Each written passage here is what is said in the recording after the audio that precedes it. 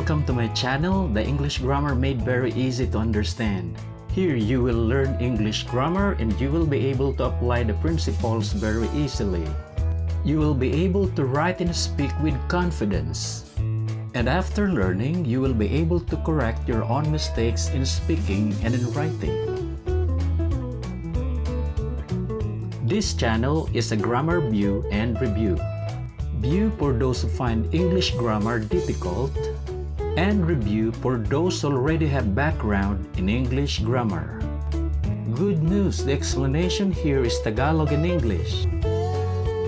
And now for our lesson. The ing form of the verb and its difference from the base and s forms of the verb. Ang ing form of the verb at ang base and s forms of the verb ay parehong ginagamit sa present time. Pero ano ba ang kanilang pagkakaiba? Alamin natin ito, pero bago yan, let's have a review of the past lessons.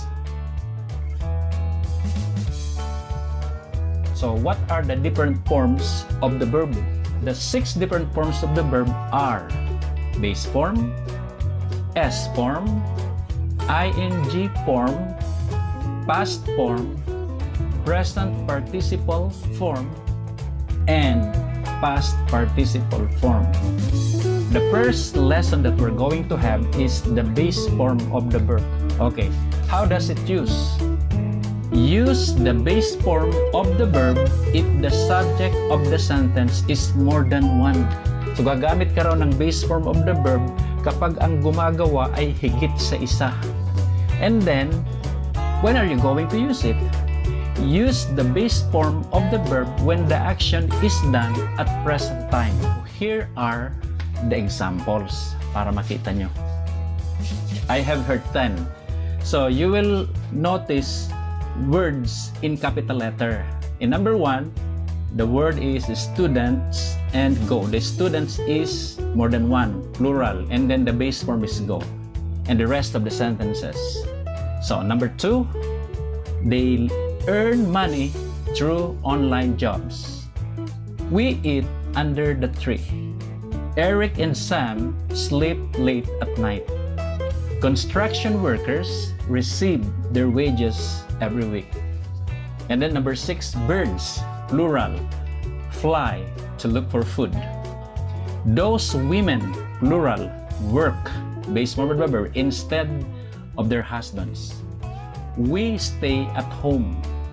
Filipino professionals work abroad for high salaries.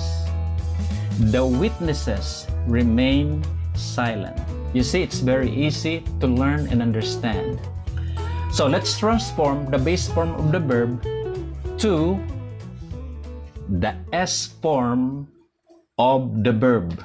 So, yan ang first transformation niya. Kaya nga, form ang ginamit natin. So, from base form to s form.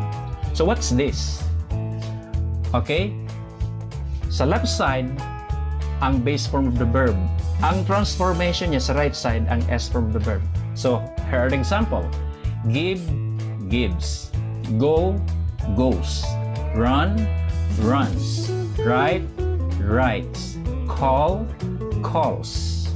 So, yan, na-transform. So, it's very easy to understand. How does it use? Paano ito ginagamit? The S form of the verb is used if the subject of the sentence is only one. Take note ha, isa lang. Isa lang ang gumagawa. And when are you going to use it? The S form of the verb is used when the action is done at present. Here are the examples. Jesus, only one subject, loves me. Joel prepares himself. She sings pop songs. My uncle works as a driver. Norlito goes to his office every day. He loves to stroll at the park. President Rodrigo R. Duterte delivers his sauna once a year. My friend sleeps early at night. Giselle travels early in the morning. And Carrie wakes up at 5 a.m. Now let's compare. We're going to use this as common verb. Give, deserve, stay, and the word distribute. We're going to use these verbs in base form and S form. So here are the example for base form. They give him a chance to explain. They is plural, so base form is give. Okay. The frontliners deserve commendation. The people stay at home. We end the lockdown. Rich businessmen distribute goods to the needy. So we're gonna use this now for S form. S form is for singular subject. Isa lang ang gumagawa. Edwin gives him a chance to explain. The frontliner deserves commendation. Ronel stays at home. The president ends the lockdown. A rich businessman distributes goods to the needy. Yan ang ating pag-aaral sa nakaraang lesson. Ngayon naman, let's proceed to the next lesson, the ing form of the verb.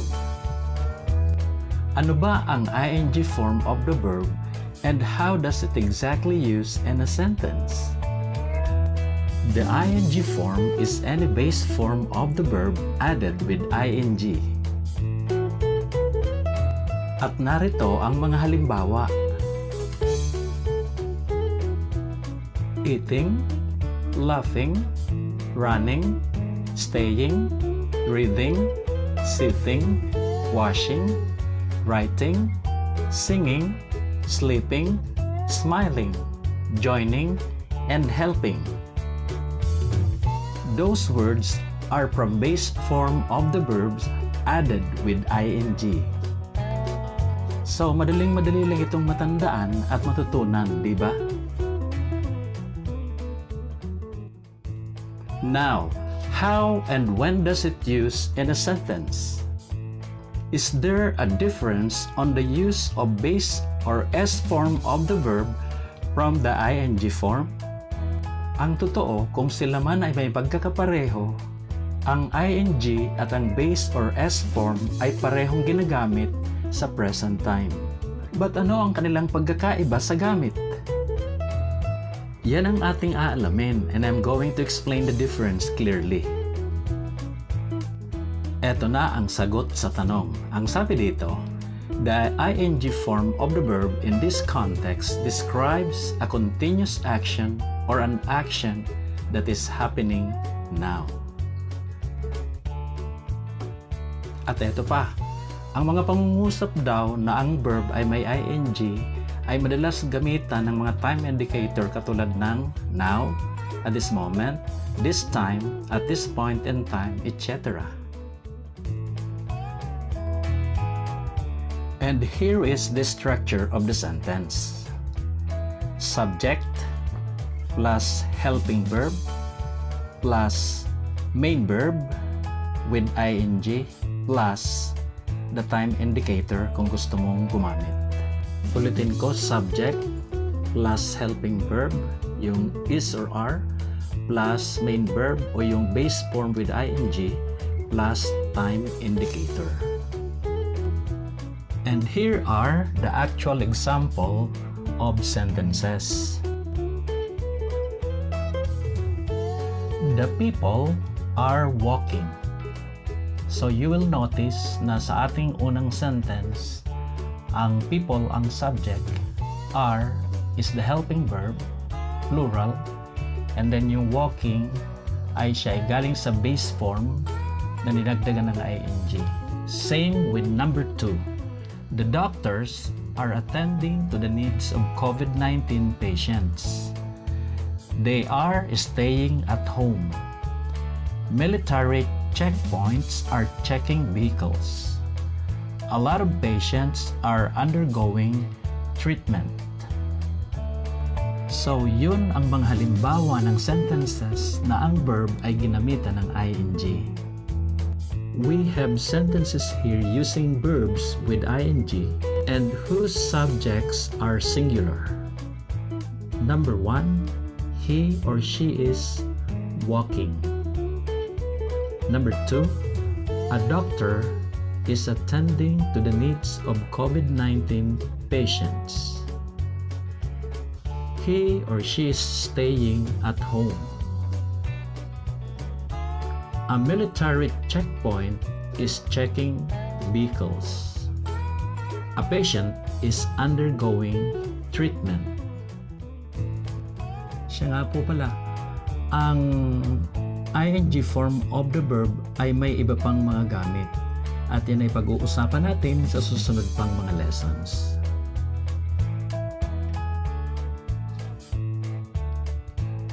Now let's review the definition of base and S form of the verb, because as I have said, i-compare natin ang pagkakaiba at pagkakapareho ng gamit ng ing form of the verb sa ang base and S form of the verb.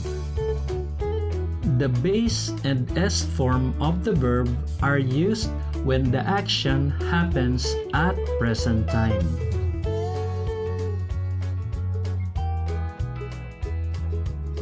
While the ing form of the verb in this context describes a continuous action or an action that is happening now. So what's the difference? May nakikita ba kayong pagkakaiba o pagkakapareho? Here's the specific definition of the base and S form of the verb. The base form and S form of the verb are used respectively when an action happens or is done habitually, on a regular basis, always, and permanently.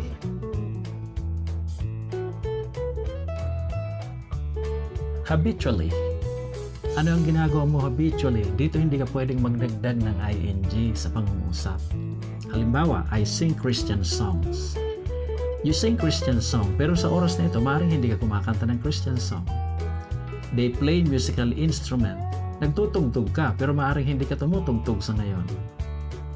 I enjoy reading the Bible. Yes, habitually, nagbabasa ka ng Biblia, pero maaaring sa oras na ito, hindi. On a regular basis, hindi ka rin pwedeng magdagdag ng ing dito. Anong example? They go to church. Oo, you go to church every Sunday, but it's Wednesday now maybe. So you don't have to add ing. She washes her uniform before going to bed. So, hindi mo pwedeng sabihin, she is washing. Right? The employees receive their salaries on the 15th of the month. So, hindi pwedeng sabihin, the employees are receiving. See? For always. Okay. We always visit the national park, but maybe you're not visiting now. She goes to market after school. That is always, but not now. The students pray before they start the class. Yes, they pray, but they're not praying now. Another, when the action is permanent, don't add ing. Here are examples. The sun rises in the morning, so that is permanent. Don't say the sun is rising. Okay? Is that clear? The planets revolve around the sun. So it is permanent, so don't say the planets are revolving. God remains the same in His love. God's love is permanent, so don't say God's love is remaining. So when you write and speak, always think that the base form of the verb are used only when an action happens or is done habitually, on a regular basis, always, or permanently. Now, what about the ing form? The ing form is used when an action is actually happening or is being done now. Something is happening now. Something is going on now. It is an action that you're doing right now. So whatever it is, add ing. You're eating now. You're running now. You're cooking now. You're strolling now. Or it is an action happening at this very moment. You're looking for your friend at this very moment. You're conversing with your best friend or your teacher at this very moment. So you add ing because you are describing of an action that is going on at the time of speaking. Ngayon, magagamit mo na ba ang pagkakaiba ng S form and base form of the verb at ang ing form of the verb? Sana may natutunan ka in this lesson. And thank you for watching this video.